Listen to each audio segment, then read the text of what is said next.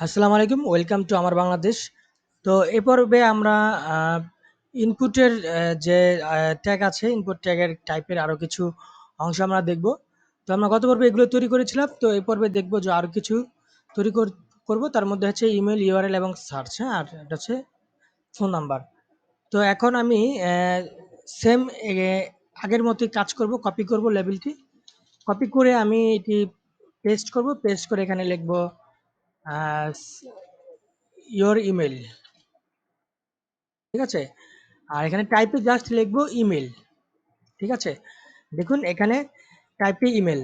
তো আমি একটি অ্যা সু এ সু আ ইসের সুবিধার্থে আমি একটি বাটন তৈরি করি।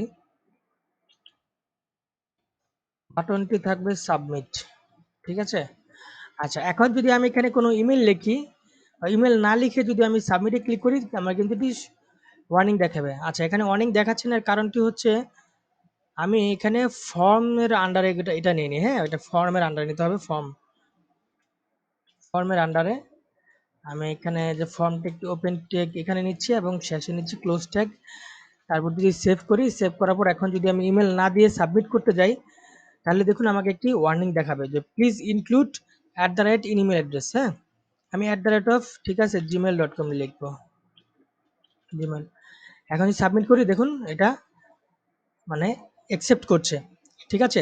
অর্থাৎ ইমেইলের পরিবর্তে আপনি ইচ্ছা করলে আমি এখানে একটা টেক্সট বক্সও দিতে পারতাম। ঠিক আছে? কিন্তু না, এটা হচ্ছে ইমেইল টাইপ, শুধুমাত্র ইমেইলই এটা সাপোর্ট করবে।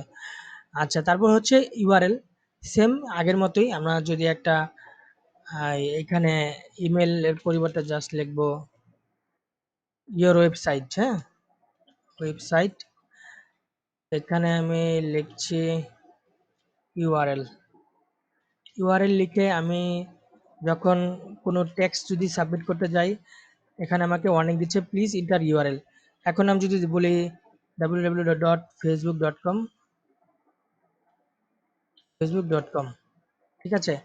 এখন যদি সাবমিট করি, সে নিবে। আচ্ছা, নেওয়ার কথা, তার মানে নিচ্ছে না। কারণটা কি আমরা একটু দেখি। আমরা এইচটিটিপি দিয়ে দেখি। https://facebook.com। এখন যদি দেই, এখন কিন্তু সে নিচ্ছে। ঠিক আছে? তো এভাবে আমরা ইউআরএল তৈরি করব। তারপর হচ্ছে সার্চ বক্স। অনেক সময় আমাদের সার্চ বক্স তৈরি হয়। আমরা অনেক সময় দেখি প্রত্যেকটা ওয়েবসাইটেই সার্চ বক্স থাকে। সার্চ বক্স আমরা অনেক সময় দেখি যে এটি কিভাবে তৈরি হলো। এটি মূলত এইচটিএমএল এর মাধ্যমে। আমরা এখানে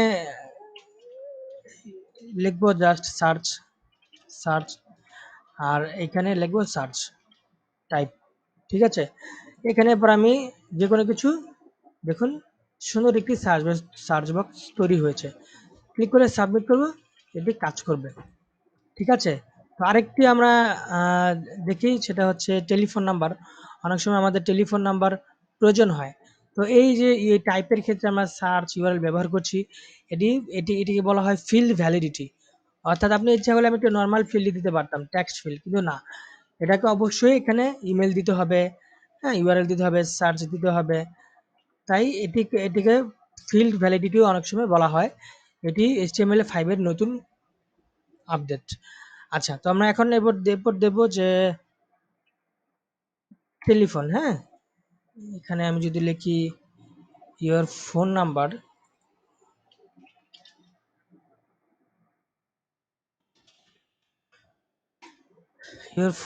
আমি জাস্ট লিখবো টেল, লিখে সেভ করব। এরপর আমি যদি একটা ইমেইল লিখে দেই, দেখি তো কিরকম আসে। সাবমিট করলে এটি যাচ্ছে। সমস্যা নেই। এটা আমি